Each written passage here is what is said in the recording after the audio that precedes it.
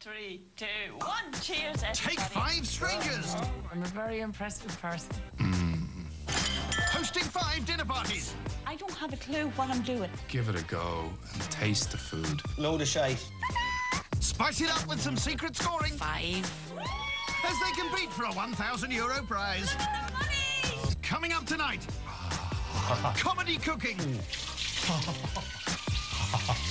Difficult discussions. That's my interpretation, so... That's what I think I have to concede. Tony was talking down to me a bit. It really bugged me. Like, I put my hats off up to anybody. And stimulating speeches. Our blood and wine are red. And blood and wine. I just wanted to sleep, and I was... 365 lakes in Cavan, one for every day of the year. One man who hasn't bothered counting them all is tonight's host, writer, actor and mortgage broker, Patrick Walsh. Tonight, it's going to be an Oscar Wilde night, so I don't know what is going to happen, what we can expect at all. I would say expect the unpredictable. Patrick's wild night will have to beat Monday's host, university lecturer Tony Sheridan. Bon appetit, I guess. Mainly what I got right on my night was the food. It was dinner party quality. I'm hoping it's gooey on the inside. But I don't think I had it as upbeat as I would have liked.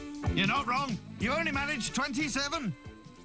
Tuesday was the turn of hotel worker Pauline Farrelly. Oh, I thought it was the cheapers. I got it. All went swimmingly until her dessert of baked Alaska turned out to be too frosty for some. My starter was fantastic. My main course was brilliant. Then it came to my dessert. I was so proud of it. I went, "Ba-da!" And when I went to touch mine, the strawberry were frozen. Like a bloody rock. Have you a hammer? Give us a hammer, will you? Pauline's dessert was just hilarious. It would be harsh to say it was inedible, but it was definitely verging on that. The comedy dessert meant Pauline scored just 24. Perhaps she was distracted by the amorous intent of her guests, especially pub landlady Colette McGann. I think there's probably a little bit of flirting going on, but it's very subtle. Not that subtle. Photographer Tonya King is unimpressed. Flirting last night was outrageous. I think everybody was just lost in Colette's dress. Oh, I think Colette does like the attention, very much so. Maybe, but it takes 2 to tango. Patrick's not holding back at all. He's letting the innuendos fly. I thought I knew a bit about charming women, but when it comes to Patrick, I think he's streets ahead of me. I am dreading Patrick's night tonight. I'm so scared. I think this tonight could be a bit Benny Hill. I think that's what Patrick has visions of. Like just chasing us all around the house to music. Patrick is such a flirt.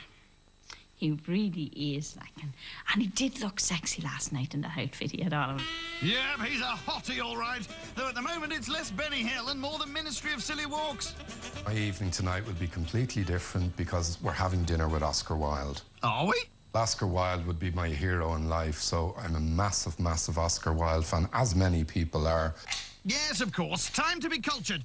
Patrick begins his prep by chopping celery and leeks for the starter. Wild, chunky winter vegetable soup. Clever. Chunky. That strikes me as being somebody being too lazy to chop up the vegetables properly. Well, I hope they're not too chunky. And this is the man that tells us he can't cook. Soup, that is easy peasy. You don't know the half of it. Turnips have already been cut and diced, as has the carrots, so that's my little bonus. Didn't expect that as well. So anyway, we all cheat a little bit. Especially you. Patrick can, however, be bothered to peel some potatoes and chop onions. Hungry, are we? When I'm cutting an onion, I'd normally chew a little piece of brown bread and it'll keep the dry eyes. My eyes are watering a little bit, I think, even though I've had a fair bit of brown bread. That's a triumph, then. Must remember that one. I'm thinking about poor Oscar Wilde being in jail. Behind my prison blinded bars, I do possess what none can take away. We Irish, we are too poetical to be poets. We are a nation of brilliant failures, but the greatest talkers. And you're not kidding, are you? Back to the soup, and he simmers the veg in stock. There's going to be a lovely smell now when my guests come in this evening, so that might make them nice and hungry, and if I can keep bullshit my way through this, I might just win them over. We'll just about get 5 bowls out of that. Patrick will reheat his soup once his guests arrive. Now he turns his attention to the main course. Surely something inspired by Oscar Wilde. I chose the main course because it's actually the only course I can cook. And that is corn-fed fillet of chicken in sour cream with red peppers, sweet corn and jasmine rice. It sounds like something that I definitely wouldn't order in a restaurant. It's not my type of food. I wonder why is he calling it corn-fed fillet of chicken in sour cream? Because that's what it is. I wonder what's so special about that. The chicken's a chicken, huh? It just sounds fancy because it's corn-fed fillet of chicken. It's basically a yellow chicken. It's not that yellow. Two nice, good, succulent breasts of chicken. He's off again. So, you know, that's what we need to get. Patrick marinates the chicken in lemon juice, ready for cooking later. In keeping with his Oscar Wilde theme, he's asked everyone to come in Victorian dress. I think Tony will probably wear something tight and revealing, and I think Patrick might do so because they'll be all out to impress Colette tonight because they're probably hoping she'd wear something real short. It's Victorian. I'm delighted with the dress code tonight. I'll feel very at home tonight. Maybe he dresses up in Victorian clothes at the weekend. I don't know. Yeah, I don't think we want to know what Patrick gets up to at the weekend. On to dessert, banoffee pie. B-I-N-O-F-F-E. What do you call it? I'm so tired. Why do you pronounce that dessert? We'll come back to you. I like the ban bit. I'm not so sure about the offie. Oh, that is absolutely my favourite one. I wonder, is he making that from start? Of course he is. Patrick begins by gently heating cans of condensed milk. He breaks up digestive biscuits. Not sure dancing helps. He adds melted butter and presses the whole lot into a cake tin to make a biscuit base.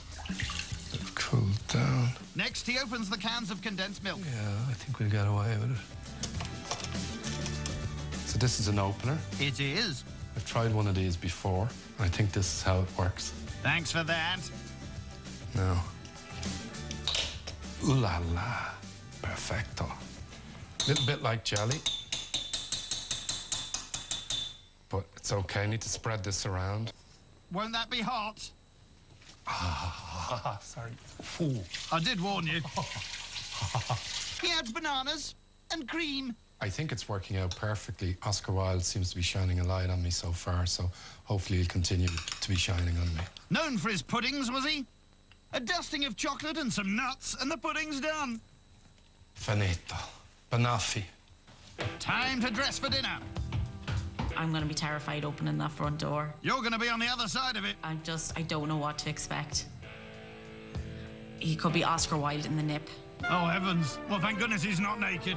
One should either be a work of art or wear a work of art. Shut up and answer the door. First in, it's Mr. Magoo. Oh, no, it's not. It's Lecturer Tony. Ah, Tony. Good day, gentlemen. Welcome. Come in. Here's Patrick's favourite, Colette, who seems to have joined the Salvation Army.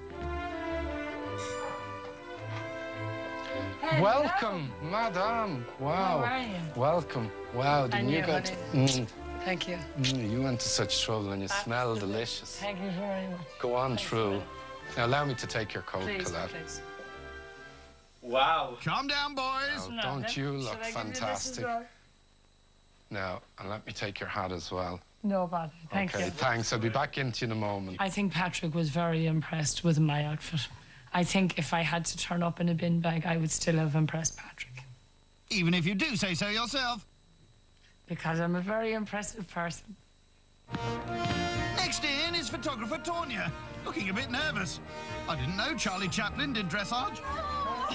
Look at you. Fantastic. How are you? Let me tickle you with my mustache. No, you're all right. Thank you. How are you? Oh, you look amazing. She already knows that. And finally, here's last night's host, Pauline. Where's your crystal ball? Pauline, wow, look at you. Oh, thank you very much. Come on in. Molly doesn't like hairy men. They're in trouble. Hello, darling. How are you? Just, that's it. Well done. Excellent. So look, a toast, ladies, gents, Victorian times into Victorian times, and thanks for coming along. Here's to a really good evening. Cheers. Coming up, a low blow from Tony. Can I honestly say, and I know you're into art, but to me, It's shite. He tends to talk at you. He doesn't listen. His opinions are very strong. High art from Patrick. And a man had killed his wife in a crime of passion. Well, it was Patrick. And dessert descends into farce. Here we go, guys, and cheers! Oscar Wilde obsessed writer Patrick Walsh is throwing a dinner party in a quest for a €1,000 prize. His guests have gone all out with his Victorian dress code. I'm just going to go and check on the starter now, Pauline. So will you excuse me, everybody, for a moment? Yeah. Okay. When I got here, like, Patrick just looked stunning. He really did. Like, he's absolutely gorgeous. Like, The mood is good in the group. The atmosphere seems to be developing. We all seem to be opening up a little bit more, all getting more confident. And I think we're a good group. Let's hope you can feed them, beginning with your starter. And here it is, wild, chunky winter vegetable soup. There we go, guys. Lovely. There's homemade bread. There's a lovely, yummy butter knife there. Homemade by Patrick or homemade by somebody else? Yeah. A little bit of cheating going on there. Yeah. I think you should really try some of this wine. That's right, distract them with some booze. He'd said it was homemade, but I think it just said homemade on the packet. We'll toast Oscar Wilde and the beautiful company here tonight. The women and the men. And But mainly the women. Oscar Wilde evening. Sounds good. Cheers, everyone. Not you, Tony. Thank you very much for having us. Cheers. Pauline, you must be Hank Marvin, are you? I don't know what I am. I'm just hungry. Hank Marvin, starving. Come on, Pauline, keep up. I think the starter was very off-putting by the name, but it tasted lovely. It didn't look like soup. It looked like baby food. Where did you get your outfit this evening, Tanya? Well, I had most of it. Right. I just borrowed a top hat and an equestrian jacket, and Well, this is all very civilised. I couldn't think of So anything. you would have been a tight lady then Yes, in the 80s, I would have 90s. been riding side saddle Yeah. through the fields, yes. So do you prefer to ride side saddle or front saddle? Ah, the old Patrick's back. Walked into that, didn't I? Oh, you're making me blush now. Patrick he's being a great host, and he's being a real gentleman. But he's got in there with a couple of smutty comments. He's got them in there. What about you, Colette? Well, I The have, woman in red. The woman in red. I have an array of vintage clothes. Do you? Yeah. Because I dress like this quite often. Yeah, it's In gorgeous. fact, I say people would accuse me of dressing very old-fashioned. Patrick slipped up with the dress code. I think he's probably a bit disappointed on the lack of flesh. Oh, I don't know. For his main course, Patrick fries the chicken, then adds baby corn, peppers, a slurp of wine. Oh no, that's just for him. Sour cream and sweet corn. And there it is, Patrick's main corn-fed fillet of chicken in sour cream. Silence. Everyone happy? If I'm honest, That would be good. I didn't particularly like it that much. There was nothing wrong with it, but it wasn't wowing me. I would have loved more of it, like, because I was really hungry. 'Cause I didn't really eat much today, and I didn't want to feel like greedy or anything like that. Like, I don't like rice anyway, but I didn't want to be upsetting anybody by not eating, and I didn't want to be awkward 3 nights in a row, so I figured it might be better just to eat it and say nothing. So, the main's not a great hit, but perhaps Patrick's conversation will be. Living or dead, who would you have at your ideal dinner party? Say Yeah. 5 people alive or dead, who would they be? Who would you choose? Who would I like to get round my dinner table? Do you ever hear the band The Saturdays? Yeah. Yeah. Beautiful girls. Maybe yeah. them. Not for the All of conversation, them? no. Yeah. All of them. Nah, not for the conversation, no. No. They're singing. For their singing, absolutely. For their voices. Jesus. Tony said the Saturdays. I just think that sums him up, really. Just having 5 of them around the table, and Tony's the only meal there. If I'm honest, I want the Saturdays, some good-looking girls at my dinner party, and I'm not going to pretend any different. I think Tony would be into the trophy girlfriends, the girl he's going to walk in with and nearly twirl around in front of his mates, and they'll go, "Wow, you're so lucky." So, Patrick, apart from these 3 wonderful ladies, your gentleman company for tonight, and Oscar Wilde, who I assume would be sitting at your dinner table. I think he'd be sitting on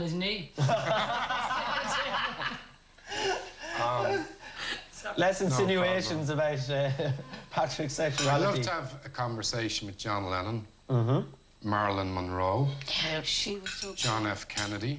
There you go, Tony. That's how it's done. I wouldn't have the two of them sitting at the table together He anyway. was one clever guy, Kennedy. I love talking to Patrick. I really enjoy Patrick tonight. I much prefer this character of Patrick, his Oscar Wilde status. I could talk to him all night. I would love to have Tony Blair, Prince William, Liam out of Home and Away. Of course. I'd love to have them. And the Jedwards. I admire them so much. Not because of their singing or anything like that. Because of their fringes. No, they were bullied at school and the mother had to take them out of school. Of course they were bullied at school. They're fucking Egypt. Hang on a minute. If I'm at school and someone's like, hi John, hi Edward, I'm going to take the piss out of them. Of course I am. No, that's only acting for the cameras. I'm sorry, I love them too. I Pauline. do. I love them. And from two artistic geniuses to another. I love Andy Warhol. I really like me pop art, and one of his quotes was like, "Art is what you can get away with." He was so original. He wasn't was. I loved him. Even when he was in college, he had a project to do, and he had to have 2 parts of the project. So he only done 1 painting, and he came into college and you're supposed to have 2 pieces done. So he ripped it in half, and he handed it to. Warhol, can you imagine? Can I say But he's that? still a genius. Now, I admire his arrogance and his self-obsessedness. Really? Yeah, it's a characteristic that I admire so much. But can I honestly say, and I know you're into art and you're a photographer and you're creative, but to me, it's shite. What, art? No, Warhol or art? I don't see anything in it. In which? In Warhol. But Yeah. that's exactly his point. That's Warhol's point. His studio was called The Factory. I should pretend that I like things like literature and art because of my role as an academic. But That'd be reasonable. modern art, and so I'm not going to bite my tongue on that. I think it's a lot of crap. I got very frustrated with Tony because I've let Tony and Colette speak about their interests and their passions and what they know about the past couple of nights. And I felt Tony was talking down to me a bit, and it really bugged me. Art to you, Tony, might be the car you drive, that piece of I'm design. in love with, yeah. I'm in love with the that's your design art, of my car, you yeah, know? definitely. Because I do see my car as a piece of art and beauty. There you go. And that's my interpretation. So, That's so what I think I have to concede. I can see how Tony would see his car as art. I'm sure he's been very creative in his car at loads of times. I'm finding Tony is going out there to be heard. His opinions are very strong. He tends to talk at you. He doesn't listen. It's bullshit. Oh, Some of it's supposed to be. Some of it's supposed to be. It's what you can get away with. And that's, like, I put my hats off up to anybody. Load of shite. Well, let's see if Patrick's entertainment can stop the bickering. A bit scared. I'm expecting press. Meet Oscar Wilde. Or is it Batman? Patrick.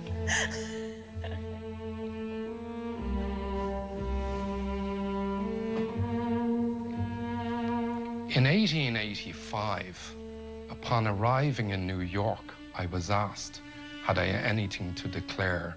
And I replied, I have nothing to declare except my genius. It's all in the delivery, you know. Patrick's entertainment.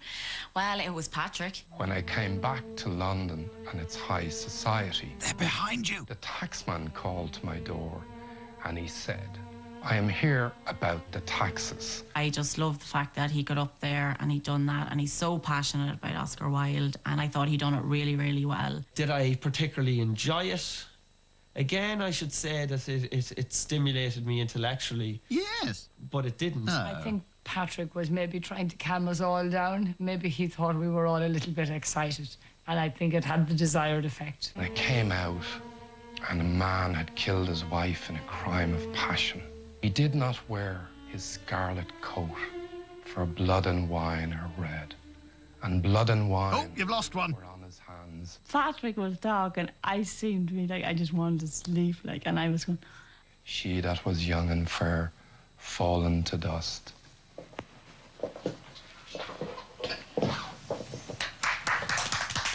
and then the next thing, everybody started clapping. After Patrick's cultural interlude, time for dessert. banoffee pie. Wow. I've got a bit of ban and a bit of offie, right? And of course, the Oscar Wilde theme continues. First with presents. Oscar Wilde was known to give gifts to his friends. Oh and my. whatever. And just Thank you so much. Patrick, Look, he even wrote a book about him. Oh, this is lovely. And Patrick's not finished yet. as I said earlier, to keep the tradition going, you can now kiss the stone because you can't kiss his gravestone anymore. Pauline, would you be first to kiss the stone? Oh, he's gorgeous. Wow. Well done. I'm beginning to wake up again. Oh, wow. Look at the shape of those lips, curves and those. Put him down. Just close your eyes for a minute. Oh, dear. As if you're making Good man, wow. Look at that. Oh, my God. Tanya, There's the Chanel. warm up. rub that together. Jesus. Ah, true love. Do you think you're kissing Linda there? Oh, that's brilliant. There we go. Lend me your other cheek. Give me your cheek. I suppose we should have seen this coming. Can I take your neck? This is getting out of hand now. Taxi! I think the stone was probably just a bit of a detour back to Patrick's face. I got Patrick's kiss on the thing, and then Tony went to kiss me. I couldn't put that hairy face near me, so I put my hand out. I could feel the hair on my hand. I don't care why we were doing it, but I enjoyed doing it. It was a bit of crack. Patrick's dessert was just about edible. Oh, it was an awful lot of cream. Tonight, I'm going to give Patrick an 8 because I had a great night. Patrick was a great host and he was great company, so for that I'm going to score him a 6. The food was near enough excellent. The entertainment was very good. And because of this, I'm going to give Patrick an 8. I think his food wasn't necessarily top class, and I personally didn't enjoy his entertainment very much, but the effort that went in gets him a well-deserved 8 out of 10. So Patrick's wild night powers him into the lead with 30 points. Next time, Got a little present for you. Oh, unusual gifts, That's a picture of me. what was that all about? unexpected finds, Some kind of hair. Oh, the hair did not smell good at all. and ungrateful guests. Not try it, Ollie. It was a bit of a knife in the heart seeing somebody spit your food out. The kids don't